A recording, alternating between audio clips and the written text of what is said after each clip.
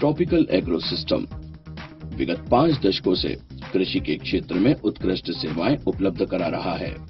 कृषि फसल उत्पादन की वृद्धि में योगदान कीटनाशकों, फफूंदीनाशक, खरपतवार नाशक एवं फसल विकास के लिए उपयोग किए जाने वाले उत्प्रेरक आदि उपलब्ध कराता है। जीव संबंधित उत्पादों में भारत की अग्रणी कंपनी के रूप में मान्यता प्राप्त है।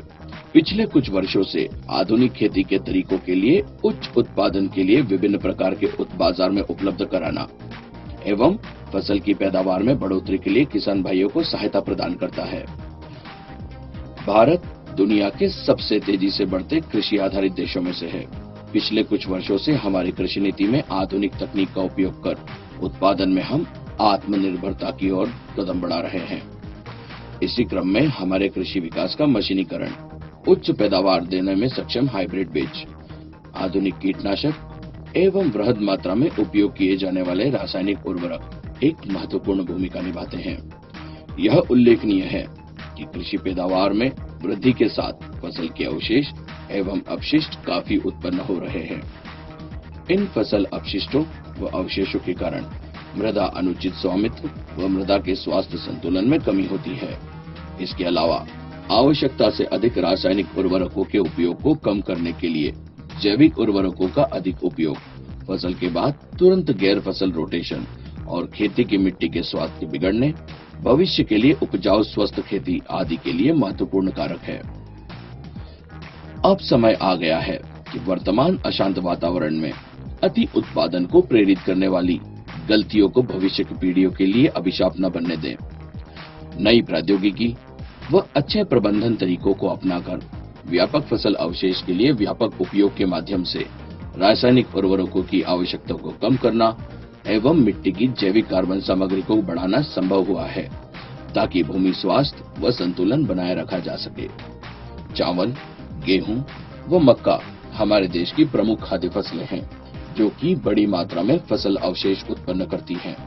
अगले क्रम में गन्ना, कपास व मिर्च की फसलें भी अवशेषों की एक बड़ी मात्रा छोड़ देती हैं। विशेष रूप से हमारे राज्यों में बड़े क्षेत्रों में चावल की खेती की जाती है। वह खरीफ व रबी के दौरान भी काटा जाता है। खरीफ व रबी सीजन के दौरान भी फसल के बीच का अंतर कम होता है, क्योंकि फसल की कटाई के तुरंत बाद दूसरी फसल की खेती की जाती है। समय की कमी के कारण कचरे और मलबे का निपटान थोड़ा और मुश्किल हो गया है। कटाई के बाद तना, अवशिष्ट व जड़ सड़न को दूर करना, खेत से अलग करना किसानों के लिए बोझ सा बन गया है, जिसमें अधिक श्रम व आर्थिक लागत भी अधिक लगती है।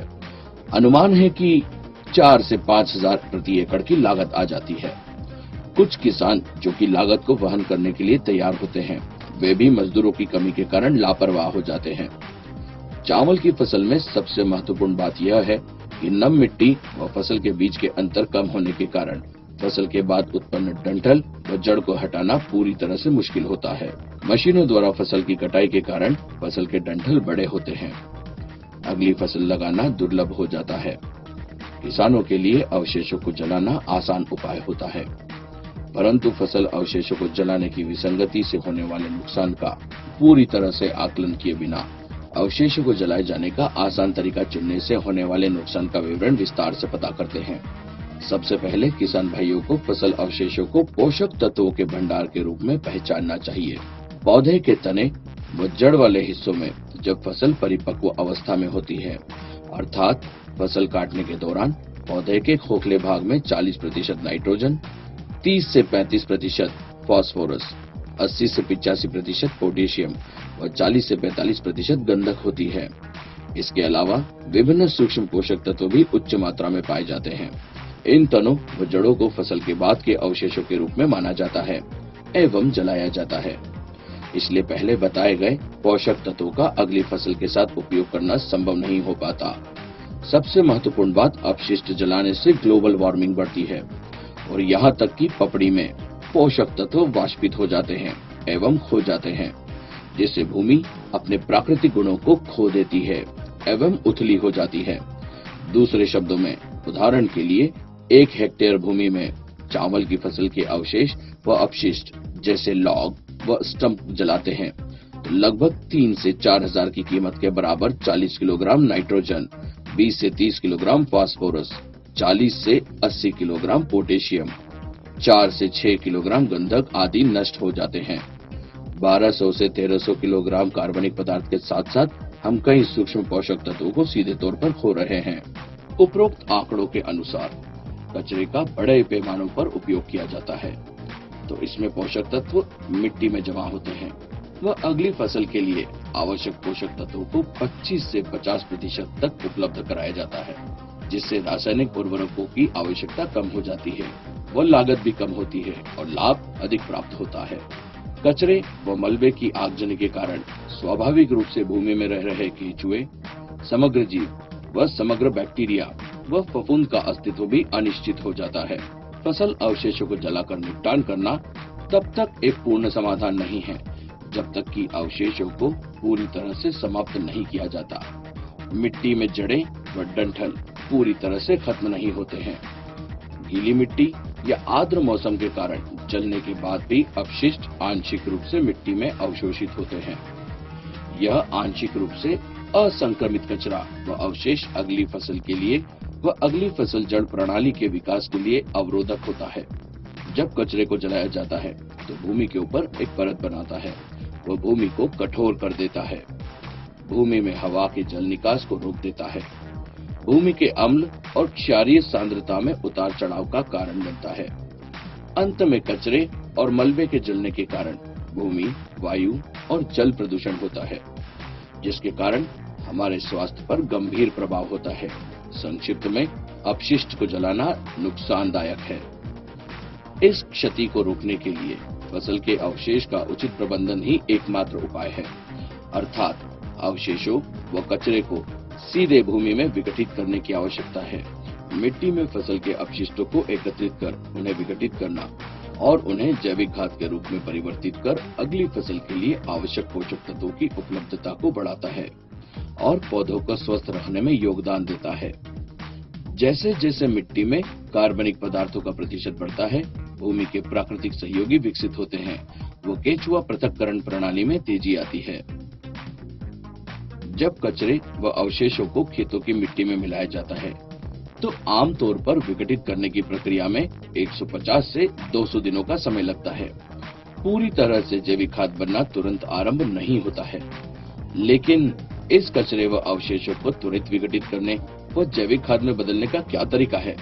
इन परिणामों व स्थितियों का पूर्ण रूप से अध्ययन करें व कचरे को शोध में बदल दें। भूमि, जल व वायु प्रदूषण को रोकने के लिए ट्रॉपिकल एग्रो सिस्टम का नवीनतम तकनीकी के माध्यम से अद्वितीय जैविक उत्पाद विकसित किया जा रहा है। प्रोपेल का मुख्य कार्य सभी प्रकार की फसल के अवशेषों को जमीन में शीघ्रता से सड़ाकर जैविक खाद के रूप में बदलना है। प्रोपेल एक विशेष वर्ग से संबंधित बैक्टीरिया व विभिन्न प्रकार की फसलें, विशेष रूप से चावल, गेहूं, गन्ना, पानी पर निर्भर मक्का, मिर्च, कपास व अन्य फसल अपशिष्ट आदि को शीघ्रता से विघटित करता है एवं अपशिष्ट को सड़ाकर प्रभावी जैविक खाद बनाता है। प्रोपेल उपयोग की विधि। प्रोपेल को फसल कटाई के बाद भूमि को थोड़ा सा खोदा जाता है अथवा अगली फसल की बुआई से पहले भूमि को पानी देने के बाद खोदी जाती है। 2 किलोग्राम प्रति एकड़ प्रोपेल के छिड़काव के लिए उपयुक्त बालू या गोबर खाद में मिलाकर छिड़काव करना चाहिए, या 2 किलोग्राम प्रति एकड़ प्रोपेल पानी में मिलाकर अवशेषों पर पूरी तरह से स्प्रे करना चाहिए। प्रोपेल छिड़काव या छिड़काव के बाद भूमिगत फसल अवशेष को प्रोपेल की थोड़ी मात्रा में मिलाकर मिट्टी को नम कर लेना चाहिए। प्रोपेल का उपयोग रोपण के लिए खेती को उपयुक्त बनाता है। कृषि में प्रयुक्त मशीनरी के उपयोग को सुगम बनाने के लिए प्रोपेल का उपयोग किया जाता है। प्रोपेल के उपयोग से फसल के बीच के अंतराल को कम किया जा सकता है। प्रोपेल का उपयोग खरपतवार, जंगली घास की समस्या को कम करता है। प्रोपेल जैविक उत्पाद होने के कारण मिट्टी का स्वास्थ्य व निर्वहन का संतुलन बनाए रखता है। प्रोपेल मिट्टी के अम्ल व क्षारीय सांद्रता को स्थिर करता है। प्रोपेल उपयोग से फसल में पानी की उपयोगिता बढ़ जाती है। प्रोपेल समग्र जीवों की वृद्धि में योगदान देता है। प्रोपेल का उपयोग परंपरागत तरीकों की तुलना में अधिक लाभदायक व आसान होता है, जो कम मात्रा का उपयोग कर बेहतर परिणाम देता है। प्रदूषण फैलाने वाले तरीके को अस्वीकार करें व एक लाभदायक तरीके का उपयोग करें। फसल के अवशेष जलाना पर्यावरण के लिए संकट। प्रोपेल का उपयोग मिट्टी को संरक्षित करने के लिए वरदान। प्रोपेल किस तरह कार्य करता है? प्रोपेल उपयोग के 48 घंटे के भीतर फसल के पत्तों व अवशेषों पर कब्जा कर लेता है एवं विघटन प्रक्रिया आरंभ कर देता है। इसके लक्षण 72 घंटे के अंदर प्रोपेल उपयोग की हुई जमीन से सड़े हुए अवशेष की गंध के रूप में दिखना आरंभ हो जाते हैं। विघटन की प्रक्रिया अगले 2 से 5 दिन की अवधि में पूरी हो जाती है व अवशेषों पर इसका प्रभाव देखा जा सकता है। अवशिष्ट जैविक खाद में परिवर्तित होना आरंभ कर देता है व कार्बन के प्रतिशत को बढ़ाकर फसल को तेजी से विकास में योगदान देता है। प्रोपेल उपयोग के कारण फसल अवशेषों को पूरी तरह से विघटित करके उन्हें जैविक खाद में परिवर्तित कर देता है। प्रोपेल का उपयोग फसल के विकास में योगदान देना होता है। फसल कटाई के बाद तुरंत बुआई या रोपण किया जा सकता है। इंतजार करने की बिल्कुल आवश्यकता नहीं। प्रोपेल के उपयोग से फसलों में वृहद पोषक तत्वों व सूक्ष्म पोषक तत्वों की उपलब्धता बढ़ जाती है। प्रोपेल का उपयोग जड़ तंत्र को स्थिर करता है व फसल के विकास को तीव्र करता है। प्रोपेल के उपयोग से रोपण को स्थानांतरित करने के दौरान फसल के जड़ प्रणाली को नुकसान को कम करता है।